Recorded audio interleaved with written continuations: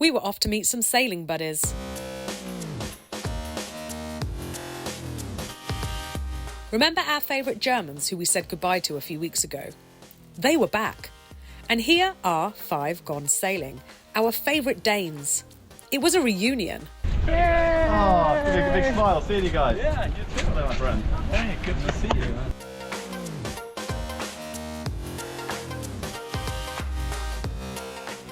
The last time we were all together was October, when we were all stranded in Sarda, northern Spain, for a whole month. We had kept each other sane during a month of storms, so it was nice to finally meet up in the sun. We were off to get an ice cream.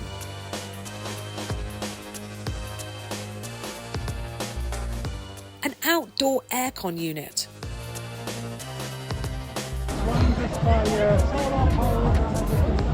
It was that hot season that they call summer. We don't get that so much in the UK, so we were sweltering.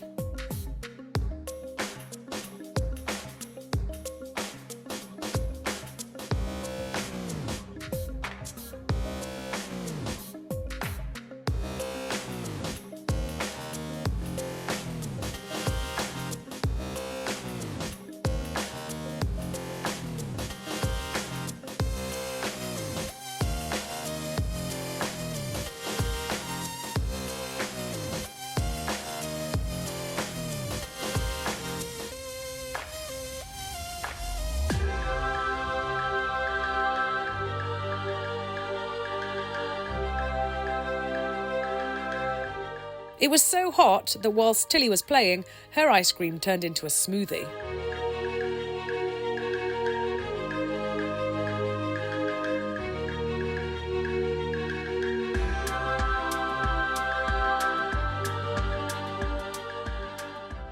It's the morning after the day before, right? And I've got my gloves on, and I'm in my pants, and I'm going to try and sort out this ickiness.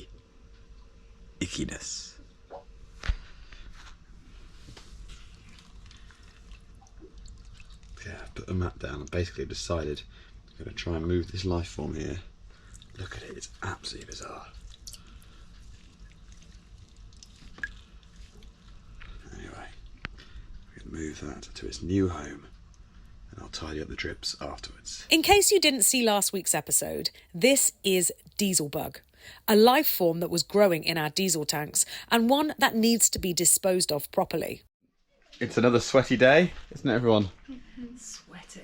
Anyway, I'm working on the hatches that John started. It's very exciting, and basically I'm just doing this video just to keep you up to date that every day doing a few more hours of diesel tank rebuild. But actually we're getting there now.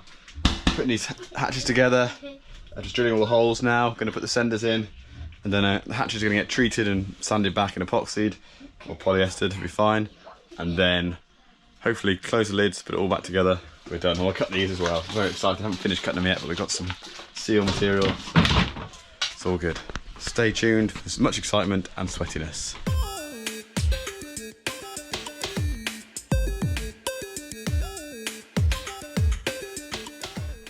Cool. I know it's a very simple thing, making these hatches, but there's a certain sense of satisfaction in doing something neat that's never ever going to be seen again. Do you know what I mean? Anyway, hopefully this will work. So in the water hatch situation, I've learned a lot, and a lot of that I learned was I should have just done it all again from scratch, like I'm doing right now. So I'm optimistic that this is going to be good, nice, tidy solution, which means future Hugh and future Esperance owners can easily get access and have a look at the diesel and sort things out as necessary. Got to tidy this all up, then drill the holes for this hatch over here, put in the sender, and then the work on the glass fibre stuff is done. Then I've got to do a final clean out of the tank, got to do a final rub, get rid of all the bits of glass fibre and stuff, and then put some coats on these, and then assemble the tanks. Isn't that exciting? Oh yeah, there's a bit more to do. Wait, there's always more.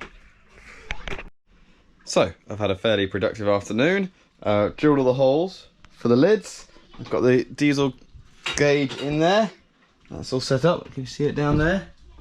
Maybe not. And then I've drummed these, and I've got to make a decision about whether I've got to remake these in polyester or just laminate them enough so technically there's not a timber lid to a fuel tank. because it'd be good to do a job properly. But anyway, it's all on track. It's all looking good. So that's exciting. Unfortunately, we've slid and dragged a little bit in the night, which is a real pain in the bum because we were so excited about our Viking. But in watching it all night, it's moved a little bit at a time. So basically, I think it's still dug in, just sliding through the mud. It's not what we want. Anyway, a bit tired from watching it. Anyway, it's all daylight now, and in between the gusts, it's fine. So I'm going to go down and have a look and inspect under the water.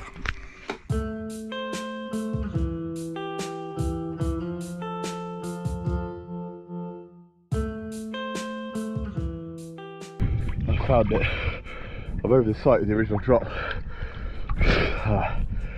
That's dragged a long way. Over the night, 150 foot, according to the GPS. Dropped here originally. As you can see where it's landed, and it's basically just not reset. It just took its soil with it all the way over there. It kept going. But it became just like a soil on it. It's turned it from a 20 kilogram anchor to maybe a 30 or 40 kilogram anchor.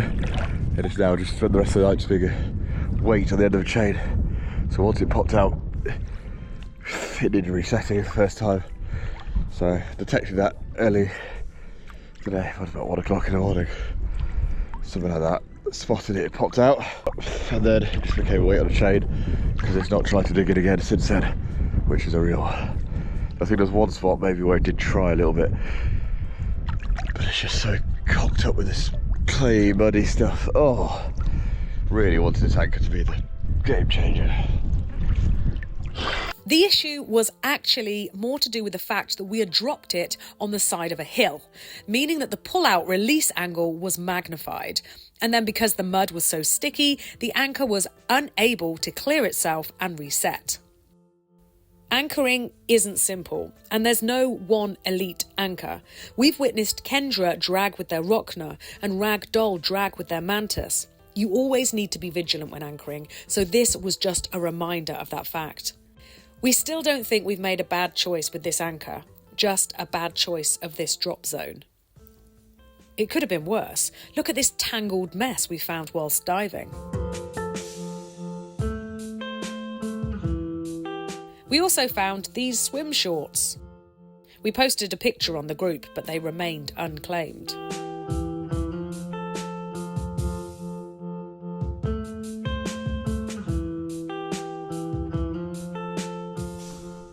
So you can see on here where we were last night and a few times the boat moved. So that's our sort of same sort of thing on this. This is the actual alarm that went off.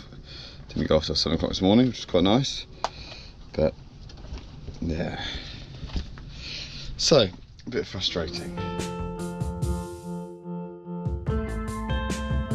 We have other problems to iron out too. Oh. So I didn't show you guys because I was too busy getting the anchor up, but as we pull it up, it keeps getting caught on this bobstay down there.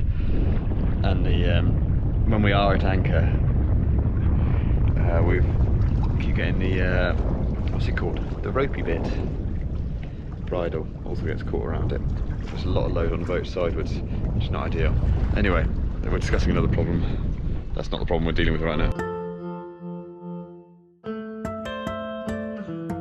We were back in Palenka and Hugh was feeling a bit more relaxed. The anchor had set better, so on to the next job. Nothing to see here, just me servicing the anchor winch. That's it, just wanted to tell you I've done it, so you guys know that's the thing that I'm doing. Just degreasing it, took it apart, degreasing it, re-greasing it, that sort of stuff, checking it's working. Doing it in my pants, because you know, it's summer and it's mud. And then on to more disappointment. England versus Spain in the European Cup final. Football. That whole concept. Pink shirtless man with a beer. Is very embarrassing. Sorry, I haven't got any tattoos yet.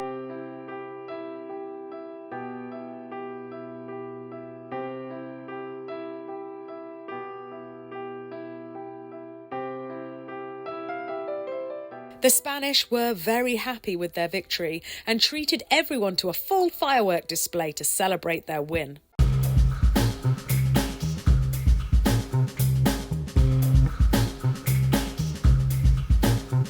The heat continued, so Tilly took on the task of servicing all of the fans.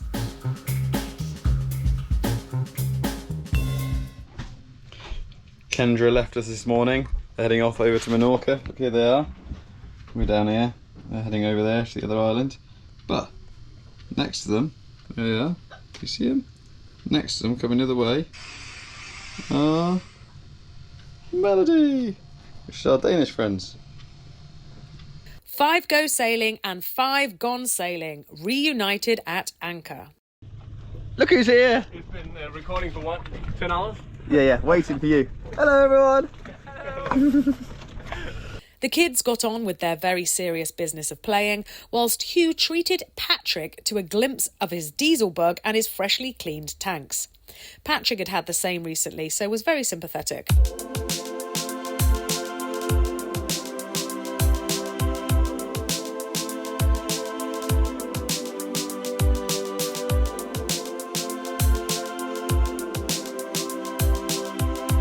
And then Patrick got out the toys.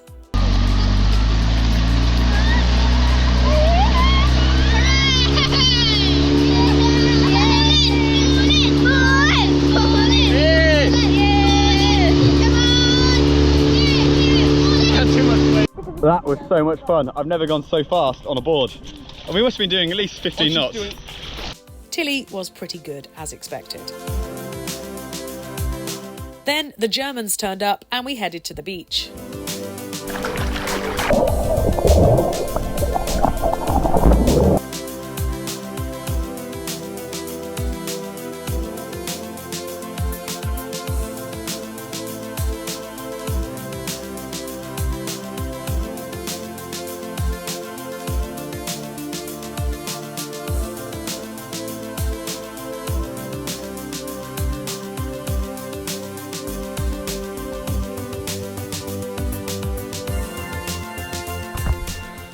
There's always time for a little bit late night, you know, fiberglass work in your pants. Like, this is a repair being done at anchor in like over 30 degrees heat and a bit of a bodge job. To be honest, like, the only bit about this hatch cover is eventually I'd like to replace them with some fiberglass plate, but rather than trying to make something up whilst on a moving boat without proper gear, these will be fine. They're all going to be yeah, completely glassed over, so they'll be fine. But anyway, I'm going to make one day, add it to the job list when we're in a marina, when it's easy to do, get some proper plate made up.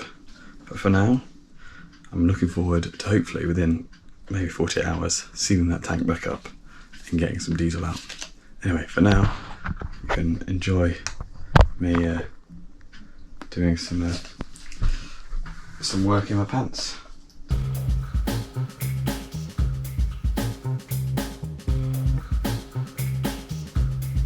Well, hey, the build is actually finally dry. We stuck on some epoxy around the P-bracket to try and seal it up, and the first time it didn't work, but first time we did run the engine with, I think it was the next morning, so less than 24 hours. This time it's been a few days. We haven't yet run the engine, that's my only concern. So when we do, the vibrations through the prop shaft and therefore through the P-bracket may be enough to loosen the very fine seal that we're trying to create against stainless steel under the water. But the point is, the build is dry, so that's definitely the leak, which we already knew, and it's controllable and it's manageable until we finally get the boat hauled out the water. So that is the conclusion of the situation we are in. We had a leak from underwater obstacle, which put strain on the P-bracket, gave it a bit of a tug. Water came in the boat through that thing, and the thing is that now we know. Watch this episode if you want to know too. Here's a question for YouTube, right? Listen to that. Oh, just stop. Right. Anyway, what's been going on for about 30 seconds is our pump going because the washing machine's on. Here we go. The washing machine. So here's a question for YouTube right now. Out of all the settings on the washing machine, which one is the most aqua efficient? I know which one's the most energy efficient, and that's all they go on about in the blurb, but I want to know which one is the most aqua efficient, because we live a low water usage restricted lifestyle. Go on, have a look at all that. and have a little guess, YouTube. Tell me which one uses the least water. So I am currently cutting up my rubber backs for my hatch covers. The hatch covers themselves have been covered in a few coats of polyester. That will do for now. It's not ideal. It's not the sort of repair I would do if it's in the yard. And you know, if you're building a boat from new, you'd never make a diesel tank hatches out of plywood, possibly like with full layers of glass on it. But this will do, and ideally I'm going to get some sheets of glass fibre later on made up and replace these. But here we go. I'm doing this, and I'm now making this. And there's one important thing I've decided to do, which I've learned from the water tanks, which is I'm making the seal just a touch smaller than the lid. And there's a very simple reason for this. It's because if it leaks, if my job doesn't work and there's issues, I'm not going to faff around. All I'm going to do is run a line of thickened epoxy all the way around the joint between the lid and the roof of the tank, seal it up, and worry about it another time when we're in maintenance phase, not on anchor in a lovely, nice, warm, sunny place. So yeah, that's what I'm doing. See, just a little bit, so when it's the other way up, I can get a nice contact between that surface, the wood surface, and run a bead of thickened epoxy around. Obviously, it'll end up looking like that. I'll be able to just run a little bead around and seal it up if there's any leaks. If. We also finally got round to repairing and reattaching the winch that I took off a month ago.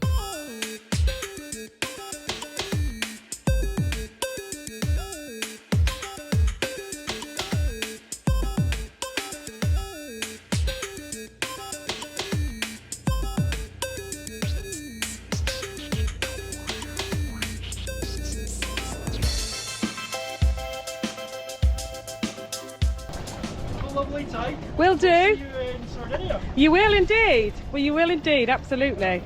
And then we said goodbye to more of the fleet. Ragdoll were off to Sardinia. And hot on their heels, Empress.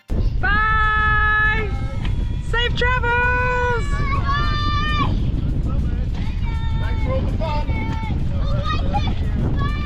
I finally put that winch back on today. It was quite sad after being part of such a wonderful community all summer. We would meet again, but not for a few weeks. Our very last morning, we've been here for like 5 or 6 weeks, and we only last night discovered everyone else knows there's an octopus that lives just over there. They actually, like, that's his area, that's his like roaming patch. And apparently, like, that's where all the fishes and the seahorses and the manta rays and all this stuff we haven't seen, all just over there. We didn't know. Like, our boat's just there. Anyway, we've got up early. It's 7 o'clock in the morning. We're leaving in a couple hours' time to take our passage to Majorca. But first, we're going on a I woke up myself. snorkeling adventure.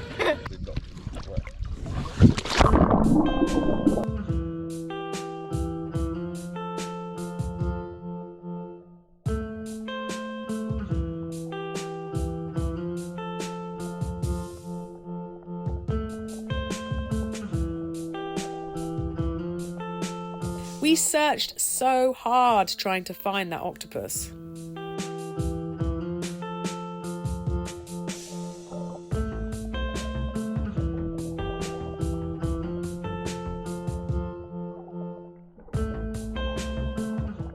Nice shorts, Hugh.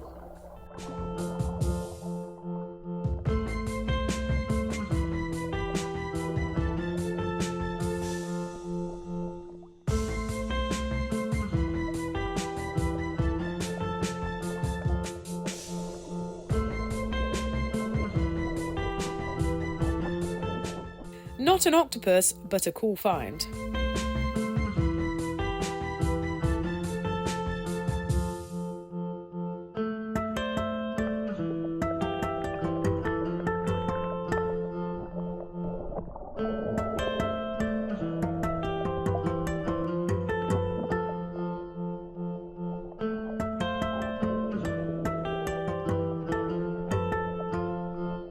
We were joined by 5 gone sailing. With 10 of us searching, we would surely find it. And then, just for a few seconds, it revealed its hiding place. It was only fleeting, but we were thrilled to have seen our first octopus. Just been out to see an octopus.